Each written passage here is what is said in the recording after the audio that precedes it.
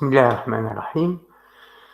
Alors, avant de commencer le deuxième cours sur l'auto-immunité, je vous fais un petit rappel sur le premier cours précédent, le cours sur la tolérance immunitaire. On a dit que la tolérance immunologique, c'est le fait d'accepter les cellules du soi et de ne pas développer une réaction immunitaire contre elles.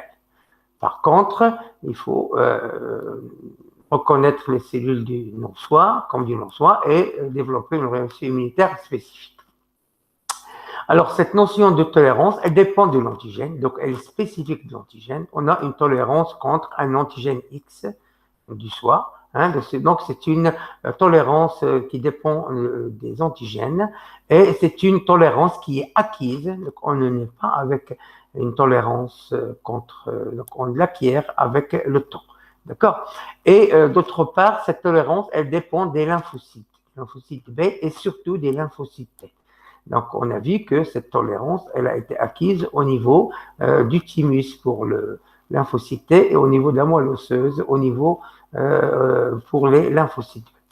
Alors, la tolérance, on a donc deux tolérances. La tolérance centrale qui se fait dans les organes lymphoïdes centraux ou primaires, dans le lymphocyte, dans la moelle osseuse pour le lymphocyte B et dans le thymus pour le lymphocyte T. Donc, elle se fait par sélection négative.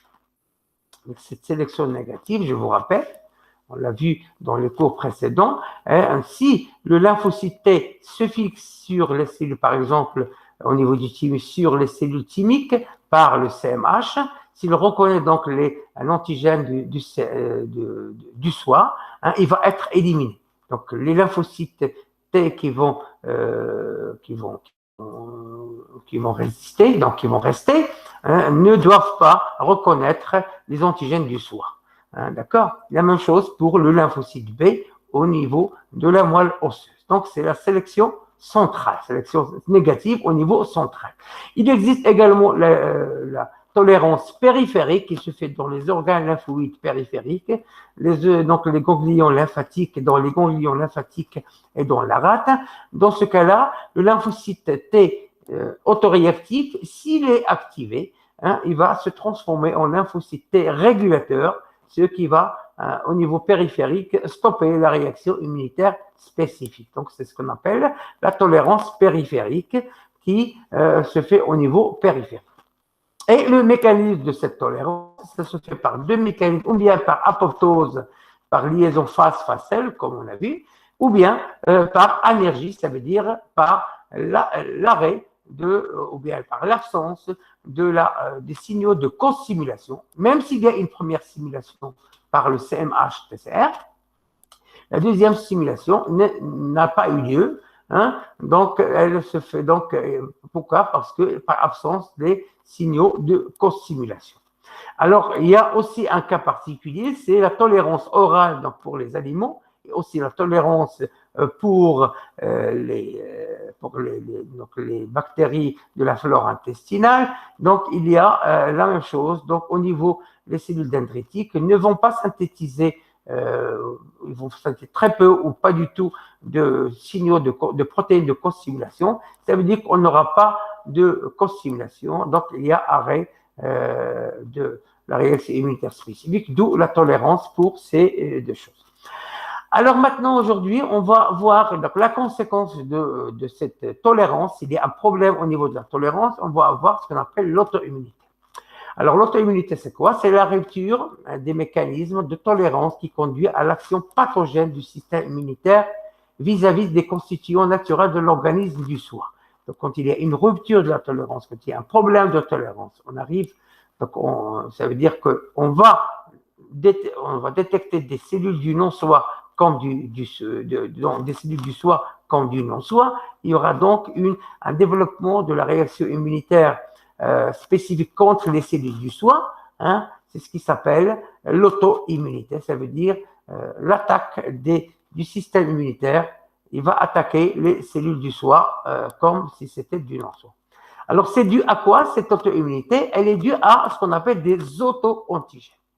dans le génome. Il y a des auto-antigènes dans le génome. Alors, cet auto-antigène va permettre au système immunitaire de reconnaître des antigènes du soi comme du non-soi, et il va développer une réaction immunitaire contre cet auto-antigène qui, normalement, ne doit pas développer de réaction immunitaire. Et le deuxième problème, c'est qu'à ce qu'on a vu, une mauvaise éducation thymique, ça veut dire l'éducation du lymphocyte T au niveau du thymus, elle va se faire mal se faire, et il va y avoir donc des lymphocytes T autoréactifs. Hein, donc ça veut dire ces lymphocytes autoréactifs qui peuvent réagir contre le soi. Ils reconnaissent donc le CMH, l'antigène présenté par le CMH, donc des cellules thymiques, qui normalement doivent mourir par apoptose, ils vont rester. Ce sont donc des lymphocytes autoréactifs qui vont rester et qui vont donc développer une réaction immunitaire, une auto-immunité contre le soi. Alors, donc, cette auto-immunité, mécanisme de cette auto-immunité, il y a une auto-immunité qui est un processus physiologique. Donc, on a des lymphocytes autoréactifs. Ils ont quand même une faible affinité, donc, comme protection. Donc, des anomalies aussi du lymphocyte T. Alors, comme on va voir après, donc, ces lymphocytes autoréactifs, ils sont dus à des conditions particulières d'exposition à l'antigène. Ça veut dire quoi?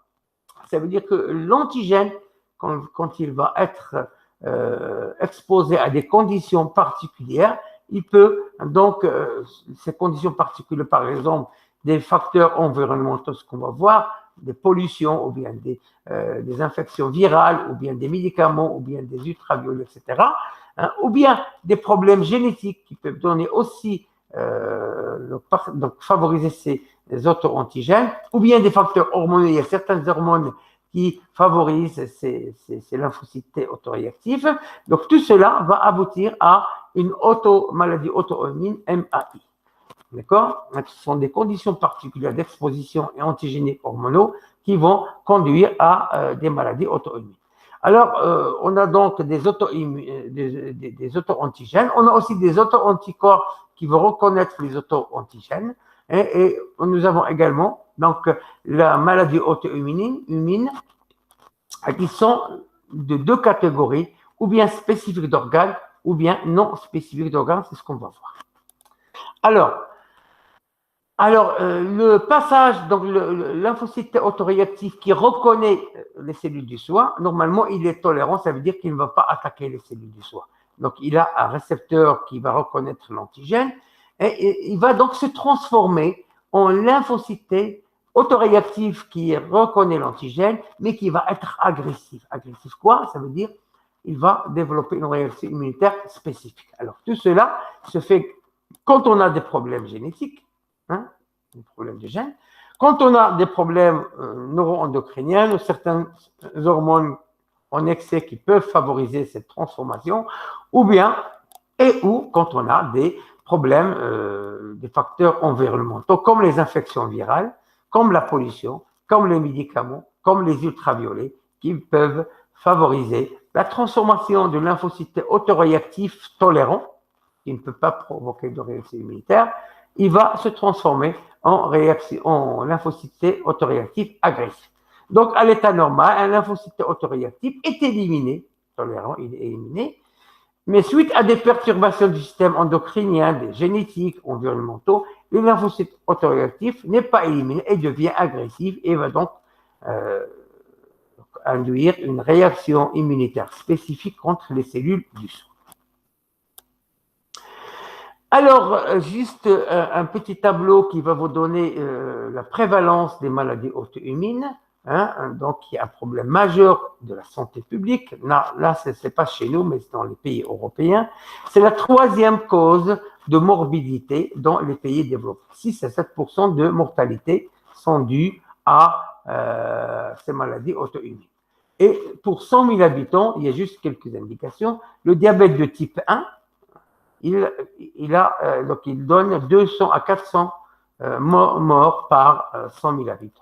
le lupus, qui est maladie auto-immune des conjonctifs, hein, donc sont les polyarthrite rhumatoïde qui attaquent donc les articulations surtout des doigts et des pieds, 800. La sclérose en plaques qui attaque les nerfs, donc la gaine de myéline au niveau de l'axone des cellules nerveuses, on a 10. Et la thyroïdite qui attaque la thyroïde, on a 1000. La maladie de Bosdo, qui est également une maladie auto-immune de la thyroïde, on a entre 100 et 200. Alors, ce qu'on a remarqué, c'est que dans les pays qui sont en voie de développement, il y a une augmentation très importante de ces maladies auto-immunes, surtout le diabète.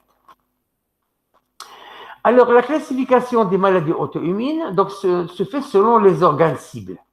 Alors, si la maladie elle est spécifique d'organes, ça veut dire qu'elle va attaquer seulement un seul organe, on l'appelle donc une maladie auto-immune spécifique d'organes.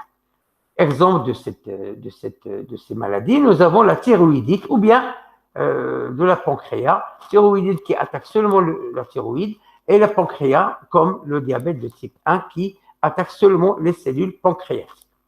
Et on a le deuxième type de maladie auto-immune qui est non spécifique d'organes, hein, qui va attaquer des organites qui se trouvent dans plusieurs organes, comme par exemple des maladies qui attaquent certaines protéines du noyau, qui vont attaquer toutes les protéines, toutes les cellules ou tous les organes où on trouve ces noyaux ou ces protéines, d'accord? Où la réaction est dirigée contre des antigènes cibles présents dans de nombreux organes et impliquent donc plusieurs organes et tissus, comme les maladies noyaux cellulaires. Alors, la classification, on a dit, de ces maladies auto-immunes, donc selon le mécanisme de pathogène, on a maladie auto-immune à auto-anticorps, type 2, au niveau de l'anémie hémolytique, donc qui va détruire, hémolyser les globules rouges. Donc, la thyroïdite, qui va attaquer la thyroïde. On a la maladie auto-immune à complexe humain, lupus érythémateuse, diabète de type, maladie auto-immune à lymphocyte T, type 4. Donc, c'est type 1, 2, 3, c'est, comme on va voir après, c'est le même mécanisme que pour les hypersensibilités. D'accord? Alors, juste un petit mot en parenthèse, entre parenthèses, c'est que dans ce cours-là, on s'intéresse seulement à la physiologie. On ne va pas s'attaquer au côté médical, parce que ça prendra beaucoup de temps et ce n'est pas notre but, c'est de voir la physiologie de ces maladies et ne rentre pas dans le côté médical pour ne pas perdre trop de temps. D'accord?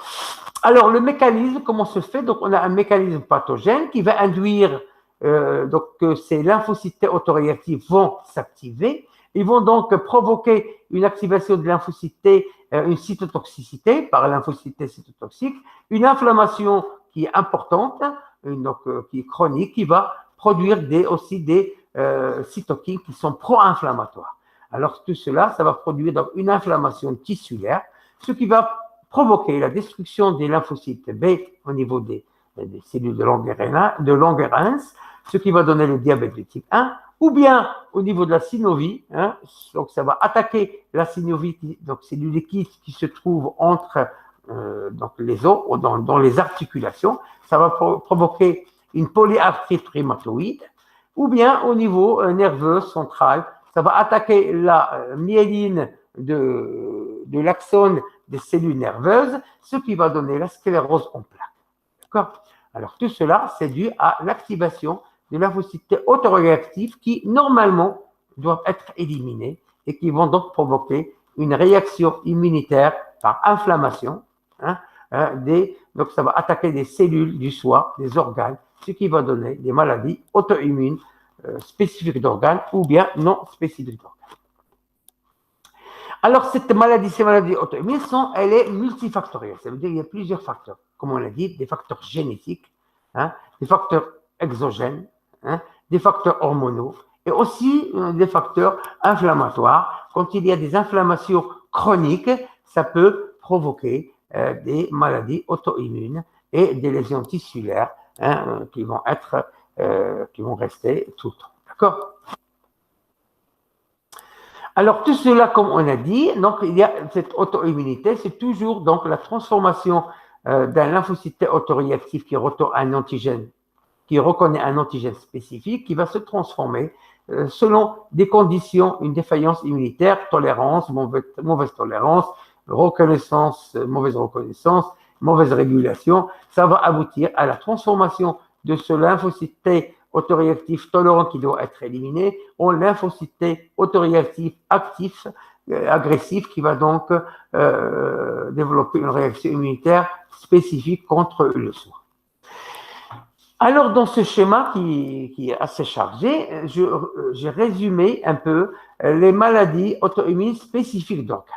Et là, ce sont les principales maladies qui vont attaquer le principal organe de l'organisme.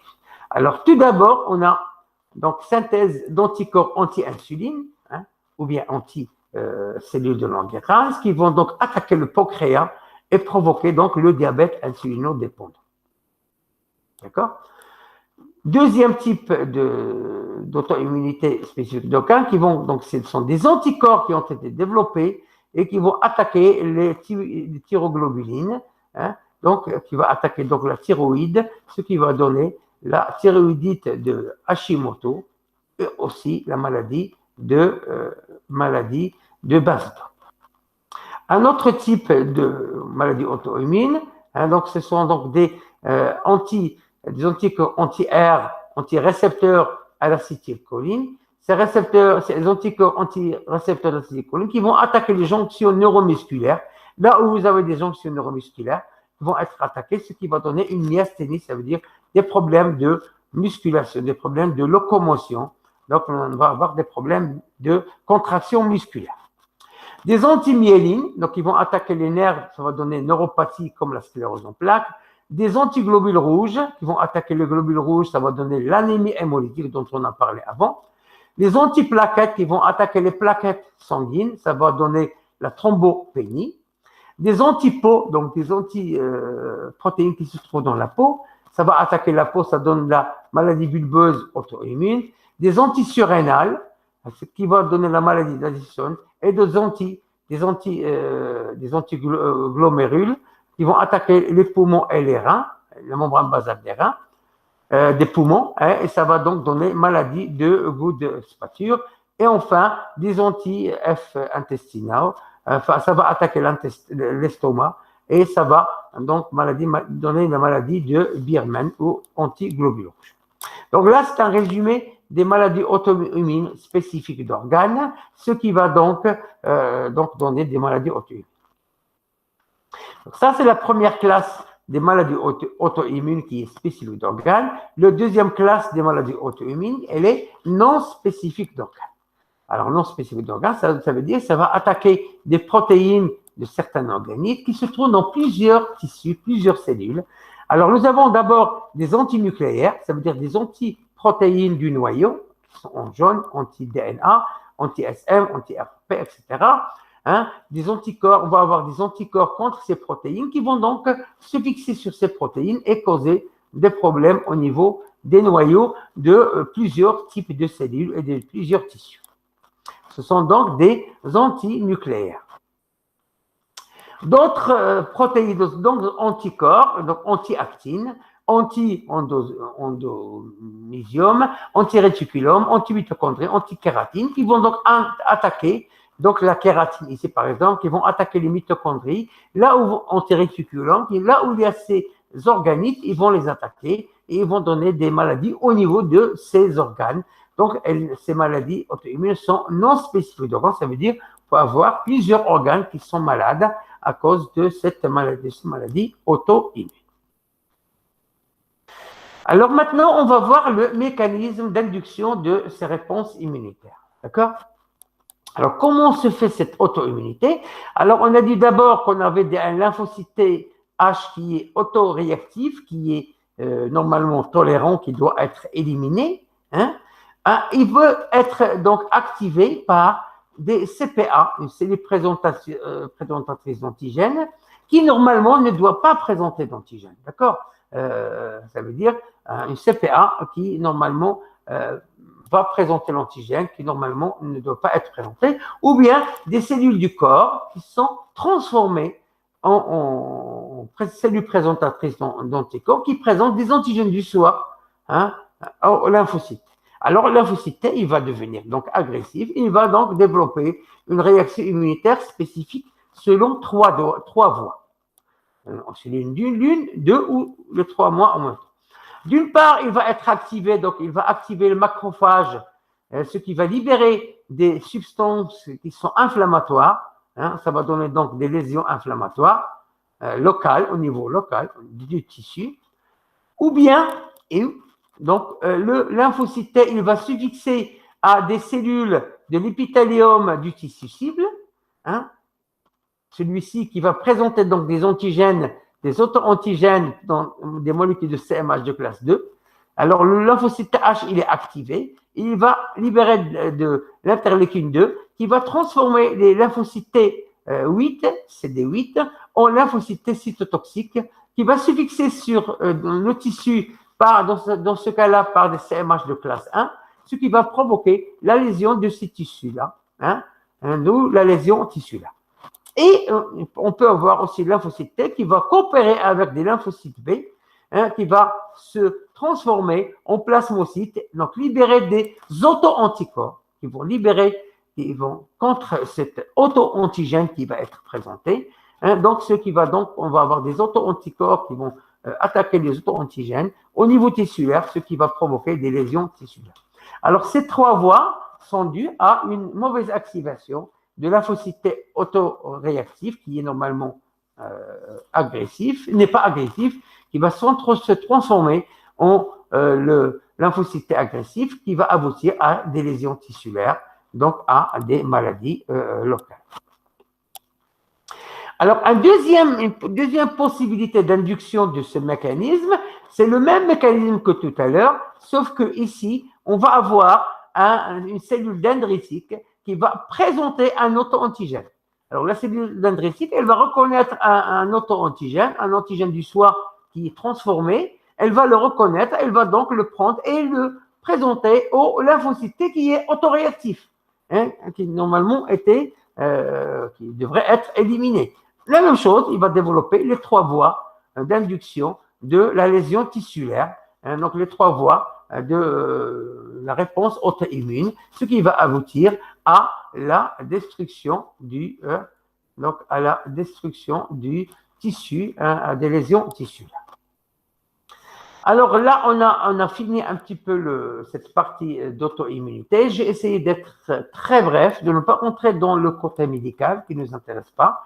Ce qui nous intéresse, c'est le mécanisme physiologique, le mécanisme cellulaire de cette auto-immunité qui est due, donc, que je vous rappelle, à plusieurs facteurs qui vont transformer un lymphocyte T autoréactif qui, normalement, devrait être éliminé, qui va se transformer en lymphocyte T autoréactif agressif, hein, qui va donc développer une réaction immunitaire contre des cellules du soi. Donc, il va provoquer des lésions tissulaires qui peuvent être graves avec le temps, donc qui doivent être traités de façon médicale.